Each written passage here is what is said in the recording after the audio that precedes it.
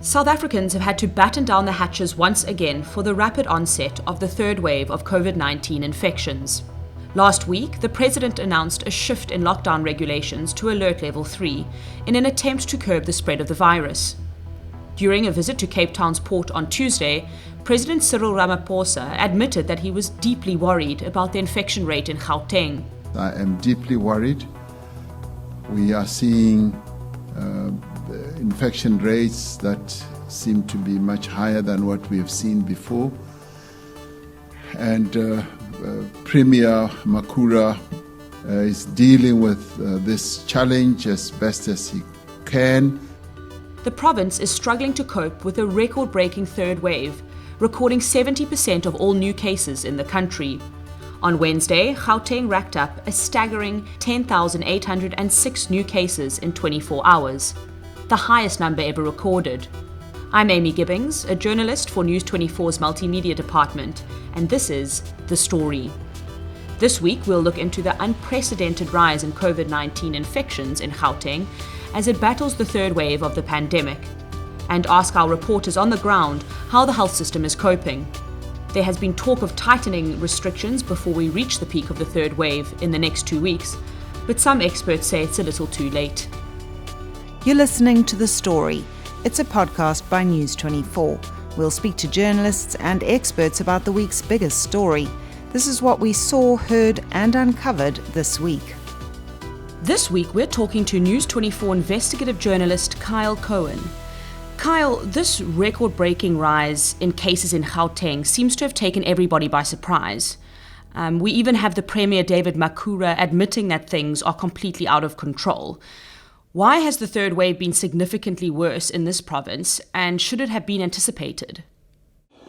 Well, that's a difficult question to answer because what we found out in the past is that predicting how COVID is going to behave in any community has been next to impossible. What has happened in this case, which deviates slightly from what we saw in the previous first two waves, is that we didn't see a sharp increase in cases in the Western Cape first, and then it sort of moved up into the country. What we saw was after the so-called end of the second wave, there was a sort of slow burn in some provinces, particularly the Northern Cape and the Free State, where COVID never really went away, but it just wasn't, sort of recording the case numbers that we saw during the peak of the second wave. And it's sort of a similar trajectory for Gauteng. COVID has always been around, and I think the only thing that we can definitively say caused this next sort of wave is just the way that people behave. I think people had gotten tired of COVID-19. They're getting tired of staying away from each other. They're getting tired of, doing all the things that we've been repeatedly told that we have to do. And this has now resulted in a spike in cases. And unfortunately, the result of that is that we're seeing more people in hospital, and we're seeing Gauteng reach a level where there are being deaths reported every week, similar to the height of the second wave sort of in January this year. A contingent of military medical personnel were deployed into the province to help relieve some of the pressure on the health workers. Tell us, is the system on the brink of collapse? I think so. I think we can safely say that, I've been looking at some of the hospital bed numbers and so on, and obviously reliable data is not easy to find, but there is some data over the number of hospital beds, and the province claims that it has increased its hospital bed capacity, but we've never really seen sort of solid justifiable evidence for that. And there's a lot of anecdotal evidence from doctors posting on Twitter and Facebook saying that things are really bad, and that there are stretchers in between hospital beds at some facilities, and things are just really not going well. And actually, if you look at what the numbers say, that's borne out. I mean, we're looking at, as of the 24th of June, Gauteng has about 5,800 people in hospital with COVID-19. More than 1,100 people are on ICU, and more than 560 are ventilated. And it seems like the private sector is bearing the brunt of that. It's over 4,100 people admitted. It's got more than 1,000 people in ICU in Gauteng, and only 61 people in ICU in Gauteng public hospitals. This is according to data from the NICD, which is immediately alarm bells start going off in my head that this data is not reliable. So I'm going to spend the next couple of weeks probably looking at this, trying to figure out exactly what is actually going on. But the data that we do have about beds shows that in the private sector there was about 2,400 critical care beds, and that capacity has obviously increased slightly. But we're getting close to a point where I think the private hospitals are even going to start saying we can't take any more people.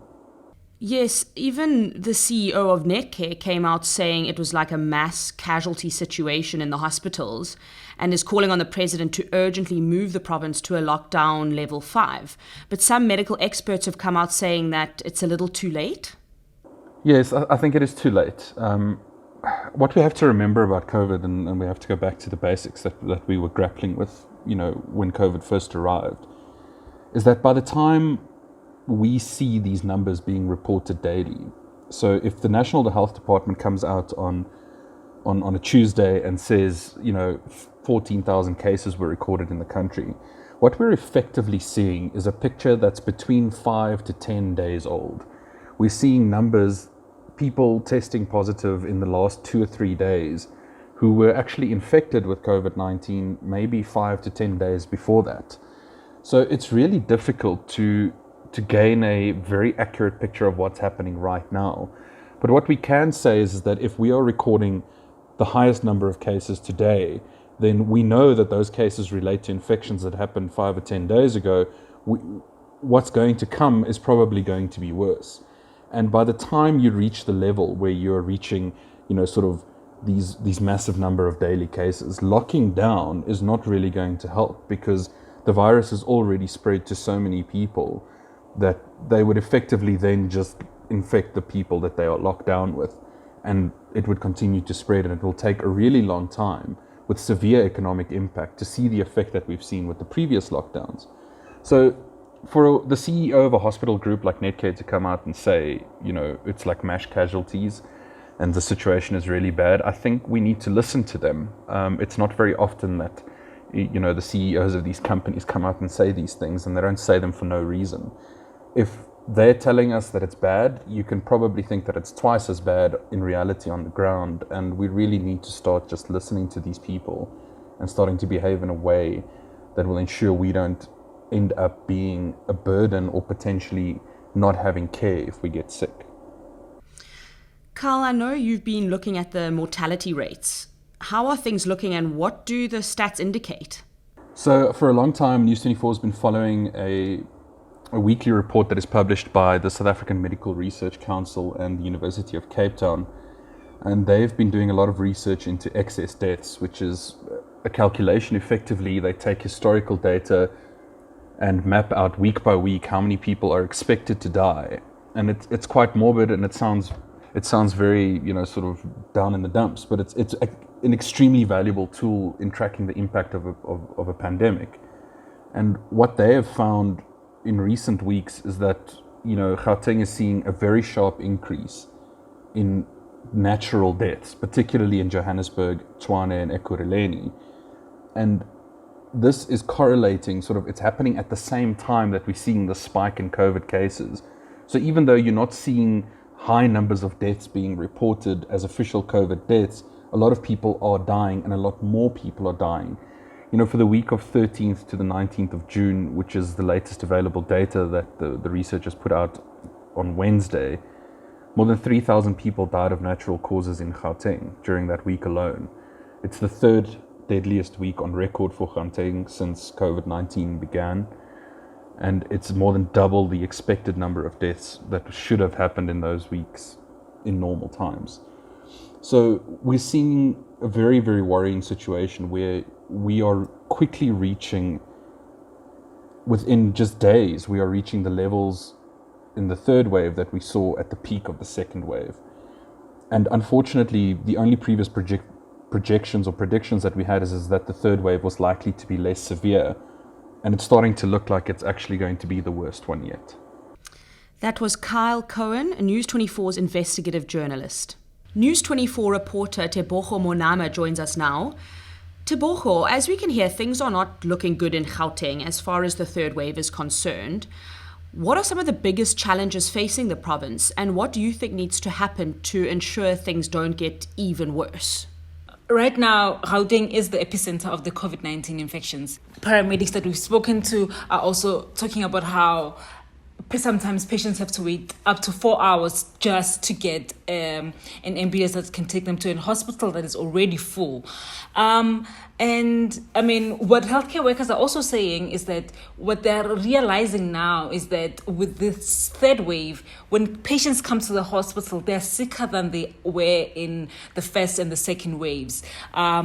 So when they get to the hospitals, they deteriorate very fast and die quicker as well. Premier David Makhura also spoke about how maybe they might look into reopening the Nazareth field hospital that was closed after the first wave. So we just have to wait and see what's going to happen in the next 2 weeks or so. And maybe things will get better or maybe things will get worse. We'll see. Should we be worried about other provinces following a similar trajectory? Yeah, so officials are looking at other provinces as well. They're keeping a close eye on the Western Cape.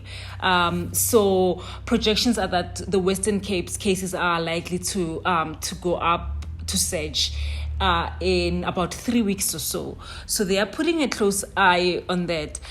Another interesting thing that experts are looking at is community immunity as well. So in a webinar last week, Discovery CEO Dr. Ryan Noach spoke about how in the Eastern Cape, about 90% of the people were infected in the 2 previous waves, right? So what that means is that if they were infected in the last 2 waves, we expect that they should not have such high rates of infections in this third wave, right? In Gauteng, the number is about 34% of the people have been infected since the first and the second waves. So that's why we are going to see more numbers in the province. But another thing that Noach said that we're worried about is that even though community immunity is a thing that we must look into, there is also still the risk of reinfection. There's still about 27% risk of people getting reinfected with COVID-19. So we'll just have to just wait and see what happens in provinces like the Eastern Cape that had high case numbers in the last few waves. I read somewhere about a natural immunity that Gauteng had the lowest of, so I think that's what you're referring to. But Tebogo, we've reached the mark of 2 million COVID-19 vaccinations administered in the country. Do you think it's enough to stand us in good stead moving forward? Look, at this point, remember that vaccination rates go with the amount of vaccines that we have, right? And we've had a lot of problems with our vaccine acquisition. We've had the problems with AstraZeneca that we had to sell to the African Union, and then we've had the problems with J&J that was a global problem where production was halted for a while. But now things are looking up for us with J&J now being back in the market. This week we were able to start vaccinating teachers, and it went very well. On the first day of vaccinating teachers, 48,000 of them were vaccinated. So we are going in the right direction, and what we need to remember is that vaccination, according to the experts, is not what is going to help us with this third wave. Right? We are already in the third wave, so vaccination is not going to do much. But people should go and get vaccinated if they qualify to do so. So early data that just came out of the Pfizer vaccinations show that being vaccinated does help you fight against COVID-19, right? So Discovery Health did a survey of all of the people that they vaccinated with the Pfizer, the 60 years and up people, 90,000 of them. So of the 90,000, after 15 days after being vaccinated, only 144 of them got infected with COVID-19. So being vaccinated does help a lot. So if people can get vaccinated, they should actually do that. So the only other problem that we are seeing with our vaccination drive is what happens on weekends, right? During the week, we are vaccinating very well. People are going in the thousands, we are vaccinating. But over the weekends, vaccination sites are closed. And this is because government cannot afford to pay nurses and healthcare workers overtime to vaccinate over the weekends. So this is one of the things that's going to be a stumbling block in our vaccination drive. The Delta variant has very recently been identified as a variant of concern. Are we seeing a high prevalence of this new variant in Gauteng? I mean, in terms of variants, South Africa is very good at sequencing and studying the variants. And sequencing is continuous, it's ongoing. And I mean, from the evidence so far, experts are saying that they're not seeing much of the Delta. It's not the most dominant variant in the third wave currently. So as things stand, what we are seeing is that the Beta variant, which was first detected in South Africa and was dominant in the second wave, is still the one that is circulating. But maybe things might change in the next couple of weeks. That was News 24 reporter Tebogo Monama. That's it from us this week. I'm Amy Gibbings, and this week's episode was produced with the help of Bertram Malchas.